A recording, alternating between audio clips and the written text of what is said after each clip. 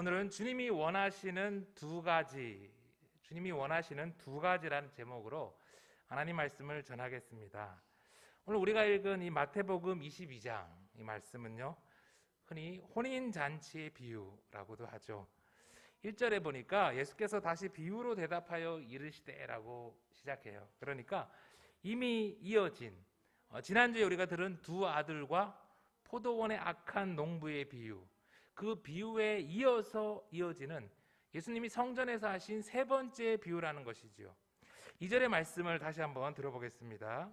천국은 마치 자기 아들을 위하여 혼인잔치를 베푼 어떤 임금과 같으니 그 종들을 보내어 그 청한 사람들을 혼인잔치에 오라 하였더니 오기를 싫어하거늘.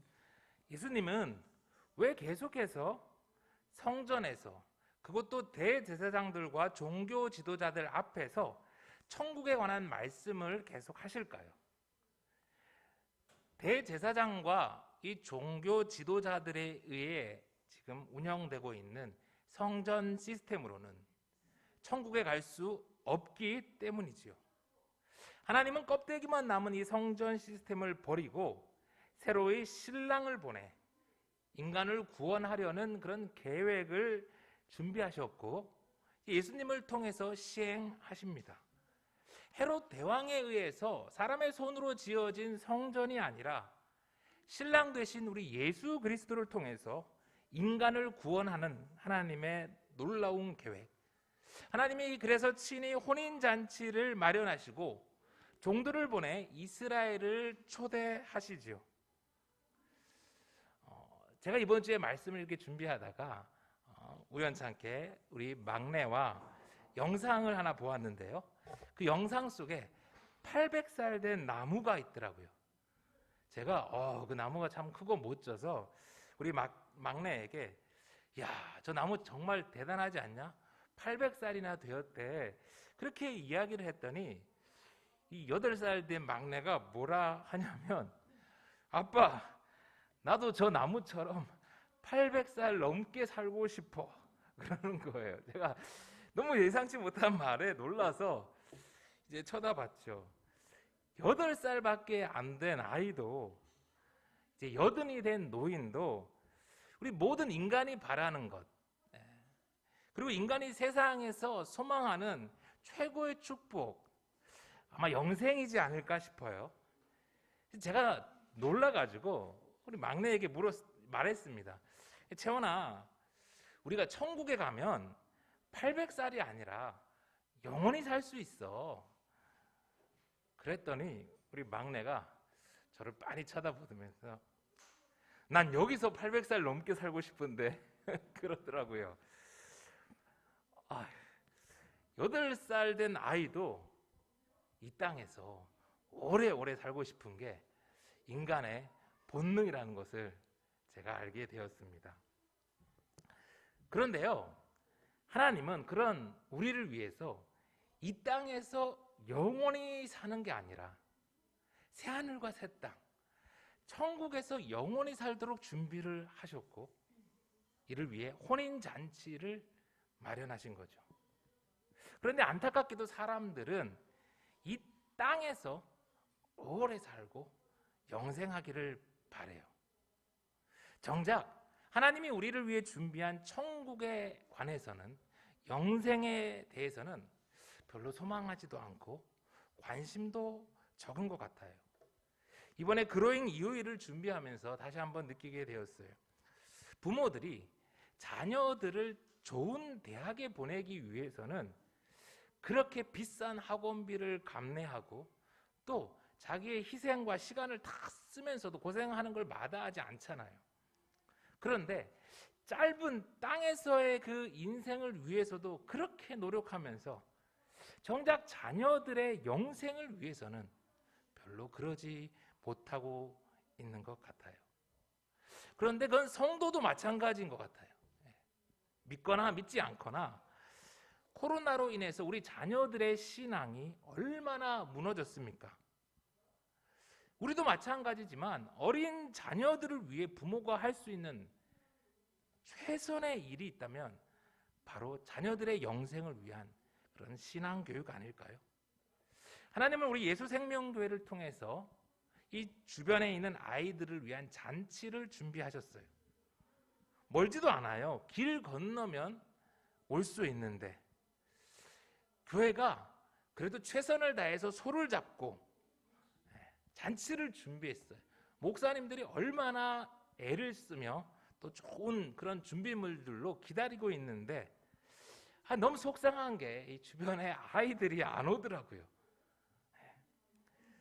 여러분, 이런저런 이유로 초대받은 이들이 혼인잔치에 오기를 싫어하니까 이 왕이 어떻게 합니까? 4절의 말씀 한번 다시 들어볼게요. 다시 다른 종들을 보내며 이르되 청한 사람들에게 이르기를 내가 오찬을 준비하되 나의 소와 살진 짐승을 잡고 모든 것을 갖추었으니 혼인잔치에 오소서 하라 하였더니 다른 종을 다시 보내요. 그들에게 오늘 너희를 위해서 준비한 게 이 얼마나 특별한 건지, 특별 메뉴인지를 한 번 더 알려주면서 혼인잔치에 올 것을 간절히 청합니다. 생각해보면 그럴 필요가 없을 것 같은데 포도원 주인이 계속해서 품꾼을 찾아 장터를 헤매었던 것처럼 하나님은 계속해서 종들을 보내서 사람들에게 혼인잔치에 올 것을 청하고 있어요. 왜 그러실까요? 잡은 그날의 소와 준비한 음식이 아까워서일까요? 아니지요. 우리 히브리서 9장 27절의 말씀을 우리 다 같이 한번 읽어볼게요. 한번 죽는 것은 사람에게 정해진 것이요 그 후에는 심판이 있으리니 혼인잔치에 참석하지 않은 인간들을 기다리는 것은 뭐라고요? 심판밖에 없고 그 심판의 결과 어떤 이들은 영벌에 그리고 의인들은 영생에 들어갈 것이기 때문이에요. 우리는 세상을 살아가다가 죄인이 심판받는 것을 마땅히 여깁니다. 그렇게 정의가 실현되어야 속이 시원하죠. 죄를 짓고도 권력자와 가깝다는 이유로 돈이 많다는 이유로 죄값을 받지 않으면 화가 나죠. 그런데 그런 우리의 태도가 돌변할 때가 있어요. 여러분, 언제일까요? 바로 내 가족이 죄를 지었을 때예요. 남에게 그렇게 정의를 부르짖던 사람도 자기와 자기의 가족에 대해서는 한없이 관대해지게 되죠. 여러분, 우리는 여기에서 하나님이 심판을 미루시고 자꾸 기다려주는 이유를 알 수 있어요. 바로 심판받고 멸망당해야 할 죄인들조차 하나님이 자기 형상을 따라 친히 만드신 피조물이기 때문이에요.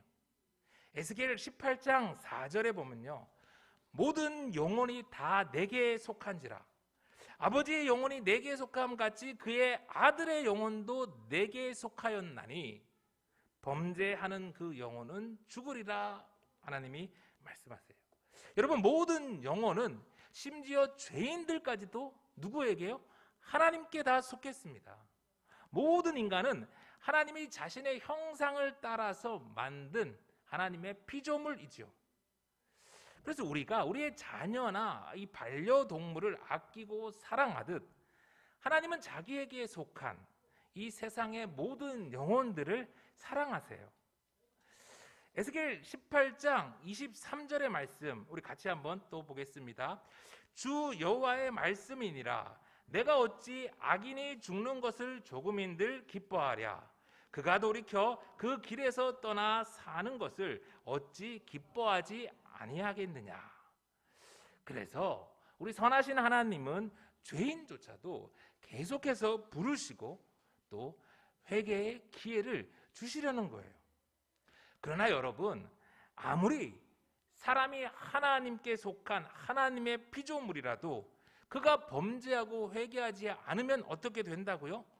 범죄하는 그 영혼은 죽으리라. 어떤 인간도 하나님이 주신 이 초대를 거절하고 혼인잔치에 참여하지 않는다면 심판을 피할 수 없습니다. 오늘 말씀 5절을 다시 한번 이제 보겠습니다.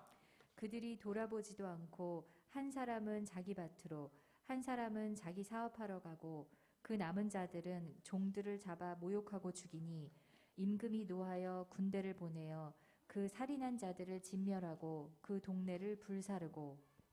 얼마 전에 넷플릭스에서 지옥이라고 하는 드라마가 세계적으로 유행을 했습니다. 사람들이 광기에 사로잡혀서 서로를 증오하고 또 신을 대신해서 막 심판하고 고통이 가득한 이 세상이 바로 지옥 같다며 그렇게 묘사를 잘 하더라고요. 그래서 그런가 종종 사람들은요, 죽음 이후에 있을 지옥을 부정해요. 또 어떤 이들은 아니 사랑의 하나님이라며 사랑의 하나님이 어떻게 자신이 직접 만든 인간들을 위해서 지옥을 또 만들 수 있냐? 어떻게 사랑의 하나님이 인간을 지옥에 보내서 영원히 고통당하게 하냐? 그건 사랑의 하나님이 아니다. 그런 지옥은 없다라고 주장하기도 합니다. 그러나 여러분 정말 사람들이 그렇게 생각하는 대로 지옥이 없을까요? 성경은요, 단 한 번도 심판과 지옥을 부정하지 없습니다. 예수님은 공생애뿐만 아니라 지금 오늘 우리가 읽은 이 말씀처럼 이 마지막 일주일의 기간 동안에도 계속해서 천국과 지옥에 대해서 이야기하고 있어요.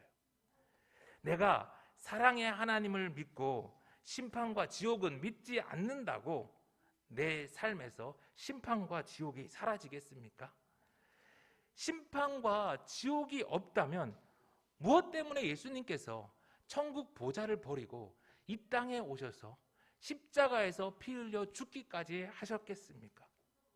여러분, 심판과 지옥을 부정하는 것은요, 우리의 죄를 대속하기 위해서 십자가에서 피 흘려 죽으신 예수님의 희생을 부정하는 거예요. 하나님의 초대를 거절한 이들에게는 분명 심판이 있고 그리고 지옥이 따르기에 하나님은 종들을 보내시고 다시 보내시고 계속 보내시는 거죠. 9절의 말씀을 다시 한번 듣겠습니다. 내 거리 길에 가서 사람을 만나는 대로 혼인잔치에 청하여 오라 한대. 청했는데 그 초대를 거절하고 오지 않으니 하나님이 어떻게 하셨어요? 그들을 심판하셨어요. 그리고 하나님은 혼인잔치를 채우기 위해 종들을 다시 다른 곳으로 보내서 길에서 만나는 사람들을 만나는 대로 초대해서 혼인잔치를 채우시죠. 이스라엘에게 먼저 주어졌던 이 구원의 문이 이제는 모든 사람들에게 열린 거예요. 디모데전서 2장 4절에 하나님은 모든 사람이 구원을 받으며 진리를 아는 데 이르기를 원하시느니라. 바울의 말대로 이제 이방인 되었던 우리에게까지 복음이 전해졌고 우리는 구원받는 하나님의 자녀가 되었어요. 얼마나 감사한 일입니까? 할렐루야. 네, 아멘. 그러니 우리에게 주님이 원하시는 첫 번째 일은 바로 주님이 준비한 이 혼인잔치에 참석하는 것입니다. 그럼 우리는 혼인잔치에 초대받았고 또 그 초대에 응했으니 이제 혼인잔치에서 소갈비 뜯고 있으면 될까요? 아니죠. already라고 하죠. 예수님의 오심으로 이미 천국은 임했어요. 그리고 우리는 그 초대된 혼인잔치에 응했지만 not yet, 아직 영원한 천국이 이 땅에 완전히 임하지는 않았잖아요. 예수님이 다시 오셔서 혼인잔치가 활짝 시작되고 영원한 천국이 임할 때까지 우리는 땅에서 아직 해야 할 일이 있어요. 여러분, 무슨 일을 해야 할까요? 하나님은 혼인잔치에 들어오지 못한 이들을, 여전히 내거리에서 헤매이고 있는 이들을 찾기 위해 종들을 보내십니다. 구약의 선지자들을 보내었고요, 신약의 제자들을 보내었고요, 이제는 교회된 우리를 보내세요. 여러분, 교회는요 혼인잔치에 먼저 부름받은 하나님의 자녀들이면서 또한 혼인 잔치를 위해 보냄받은 하나님의 종들입니다. 비록 죄가 가득하고 사단이 공중 권세에 잡고 있는 이 땅에서의 삶이 고달프지만 함께 천국을 맛보며 마지막 때에 혼인 잔치를 준비하라고 주님은 이 땅에 교회를 세우셨어요. 그리고 아직 혼인 잔치에 초대받지 못한 사람들에게 교회가 전해야 할 하나님의 초대장이 바로 복음이죠. 교회는 다른 무엇보다도 이 복음 전파를, 천국의 초대장을 부지런히 전해야 합니다. 그래서 심판받아서 지옥에 갈 영혼을 하나라도 더 천국으로 인도해야 하죠. 성도 여러분, 복음 전파는 우리가 해도 되고 하지 않으면 안 해도 되는 그런 일이 아닙니다. 교회 성도들이 이런저런 이유로 복음 전파를 하지 않는다면 오늘 밭에 일하러 가야 한다고, 그리고 자기 사업 하러 가야 한다며 혼인잔치를 거절한 이들과 무엇이 다르겠습니까? 복음 전파는 하나님께서 우리를 부르신 목적이며 바로 우리 교회의 존재 이유지요. 만일 교회가 이 의무를 소홀히 한다면 우리는 하나님께 책망을 면할 수가 없어요. 고린도전서 9장 16절 우리 다 같이 한번 읽어보겠습니다. 내가 복음을 전할지라도 자랑할 것이 없음은 내가 부득불할 일임이라. 만일 복음을 전하지 아니하면 내게 화가 있을 것이로다. 요나는요, 니느웨에 복음을 전하는 것이 너무 싫었어요. 자신의 나라를 그렇게 괴롭힌 니느웨는 복음을 듣고 회개하면 안 되고 확 망해버려야 됐어. 그는 하나님의 말씀을 불순종하고 이제 다시스로 도망가 버리죠. 그러나 우리가 잘 알다시피 그 뒤 요나의 인생이 얼마나 고달팠습니까? 때로 우리는 우리에게 고통과 상처를 준 사람들에게 복음을 전하고 싶지 않아요. 모르는 이들에게 내 자존심과 내 시간과 내 물질을 뭉개면서 복음을 전하는 게 영 내키지 않습니다. 그러나 은혜로우시며 자비로우신 하나님은요, 니느웨 그 악한 곳에 있던 사람들, 특별히 좌우를 분별하지 못하는 12만여 명의 사람들과 가축까지 긍휼히 여기셨어요.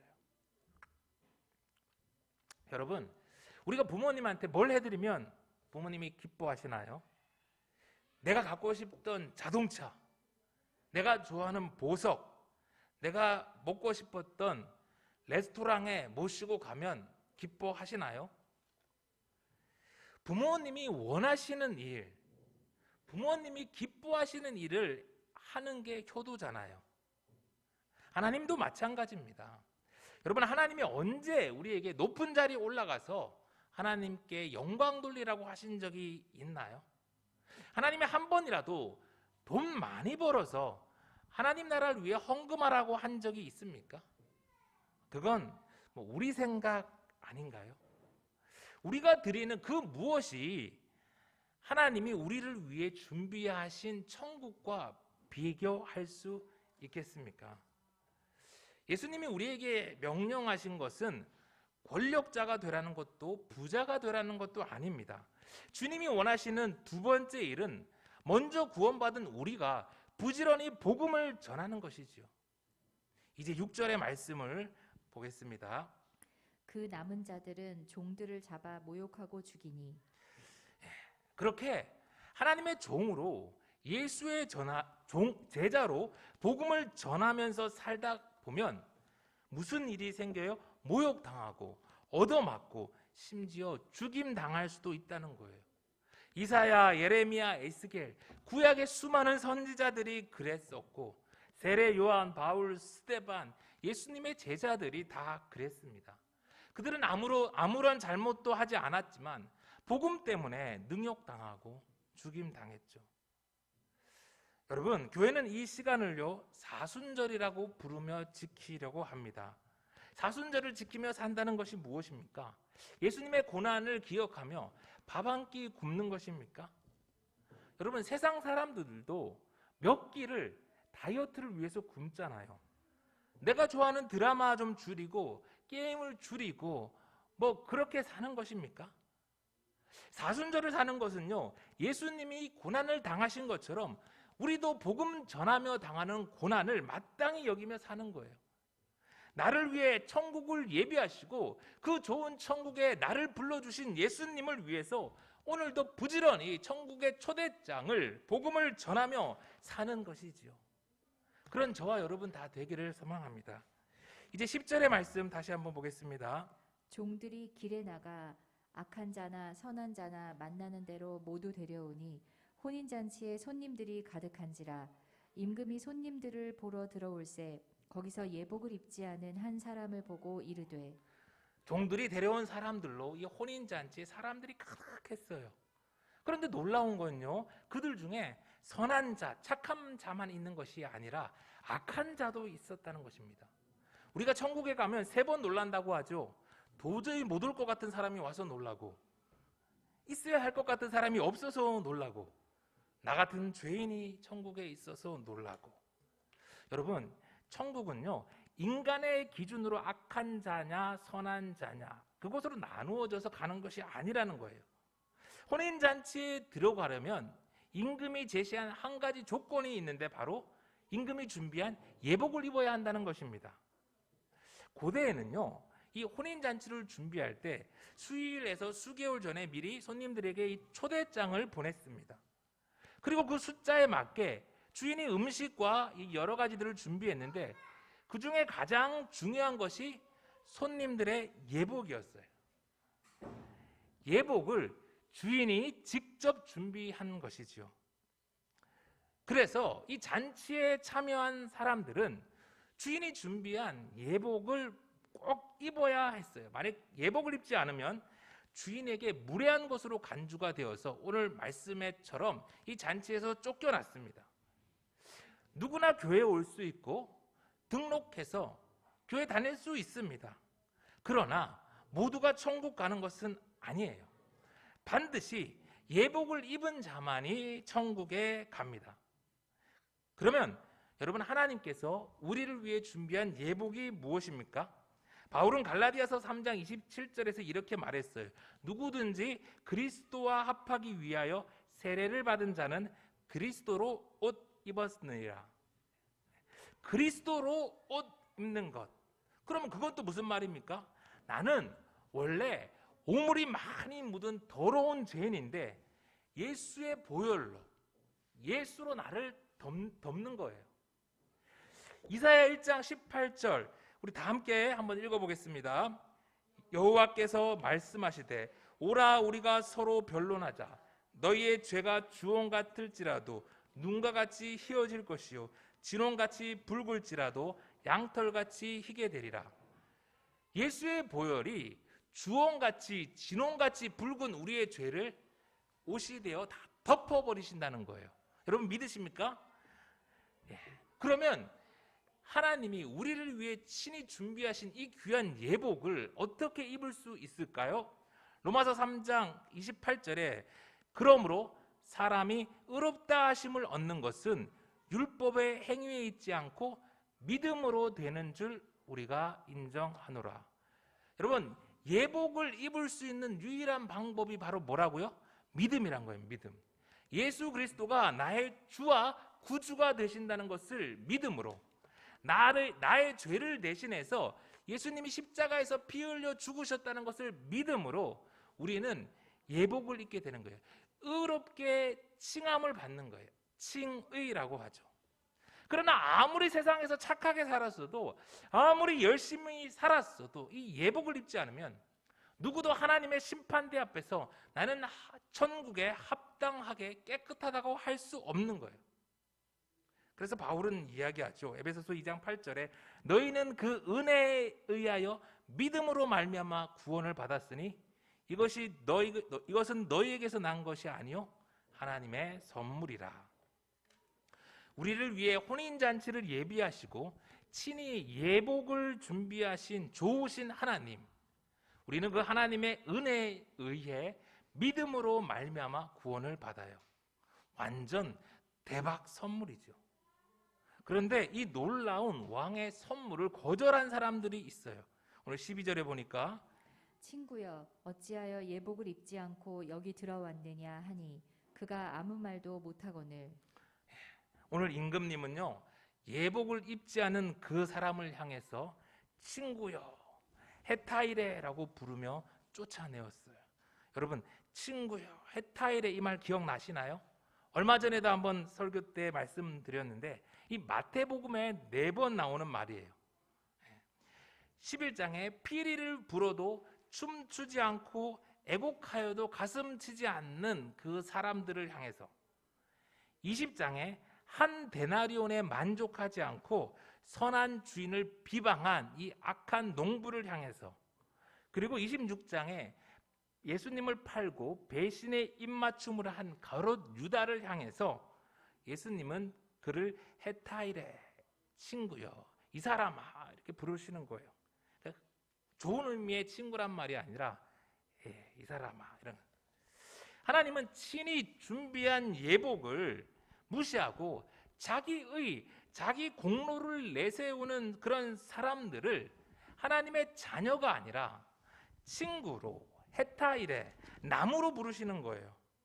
그리고 자녀가 아닌 남은요 그저 남이니까 율법으로 심판하시는 거예요. 오늘 13절의 그 마지막 말씀처럼 임금이 사환들에게 말하되 그 손발을 묶어서 바깥 어두운 데로 내던지라. 거기서 슬피 울며 이를 갈게 되리라. 청함을 받은 자는 많되 택함을 입은 자는 적으니라. 사랑하는 성도 여러분, 오늘도 자신을 교인이라고 생각하는 이는 참 많습니다. 그러나 그때도 지금도 청함을 받은 자는 많되 택함을 입은 자는 적어요. 이제 말씀을 마칩니다. 사순절, 우리를 위해 십자가를 지신 주님을 위해서 우리 잠시 이 땅에 맡겨주신 그 밭보다, 잠시 맡겨주신 사업보다 영원한 천국을 최우선으로 살아갈 수 있기를 바랍니다. 나를 위해 십자가 지신 주님을 생각하며 부지런히 복음을 전하며 또 복음 전하다 겪게 되는 고난을 두려워하지 않는 예수 생명의 가족들 다 되길 간절히 소망합니다.